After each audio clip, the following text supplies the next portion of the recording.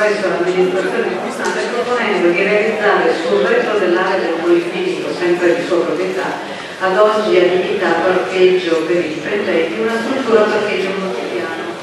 Struttura a parcheggio multipiano costituita da un piano interrato e 2 piani fuori terra. Questa proposta è sembrata interessante per l'amministrazione, vista la ormai conclamata necessità di avere parcheggi nell'ambito e la dimostrata appunto carenza di parcheggi, anche se quelli presenti risultavano coprire totalmente le esigenze indotte dalla struttura del Policlinico. Dalla proposta è emersa la scelta dell'andare di identificare appunto con una variante urbanistica una struttura a parcheggio su 3 piani, di cui un piano seminterrato che rimarrà ad uso del Policlinico, coprendo quelli che sono gli standard necessari della struttura, e 2 piani invece di parcheggio pubblico, e qui sta la variante che appunto gestisce l'indice parametrico di parcheggi a destinazione pubblica, da gestire a carico dell'amministrazione o di società ad essa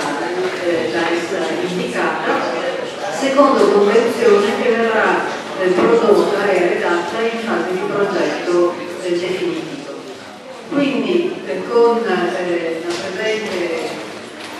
presente delibera noi andiamo ad approvare il progetto preliminare e la contestuale variante urbanistica che recepisce l'indice di parcheggio pubblico identificato sull'area. La struttura presentata dai professionisti ha poi un'altra caratteristica estremamente interessante, ovvero la copertura verrà completamente attrezzata con pannelli fotovoltaici per la produzione di energia elettrica che andrà fornita, successivamente verrà fornita alla struttura del Policlinico. Fornitura di energia elettrica che naturalmente non va a coprire le totali esigenze del Policlinico, in quanto le sue sanitarie sono delle metropole energetiche per definizione, ma che va ad aiutare sensibilmente quello che è la necessità del Policlinico stesso. I progettisti ci hanno mostrato in commissione l'edificio, che ha ottenuto appunto in commissione stessa una valutazione molto positiva, in quanto integrato anche architettonicamente con l'intorno. Infatti viene prevista verso l'edificato retrostante una fascia di rispetto di circa 10 metri che verrà piantumata in modo da creare una barriera verde, e lo stesso si manterrà con una fascia di rispetto di 5 metri perimetrale, una piantumazione che indicherà l'edificio, anche se nella progettazione l'edificio presenta una sua caratteristica architettonica, quindi nulla a che fare con i meri silos a parcheggio fabbricati, ma ha un'integrazione architettonica. Naturalmente all'interno dell'edificio stesso viene edificato un nucleo di servizi igienici per il pubblico, un collegamento pedonale prospiciente all'aspetto retrostante del Policlinico per avere un'accessibilità diretta, i sistemi di discesa e di risalita e dei percorsi di sicurezza e naturalmente il superamento delle barriere architettoniche. Diciamo che i posti complessivi sono 305 e un altro elemento che abbiamo ritenuto molto interessante è che l'identificazione di questo parcheggio,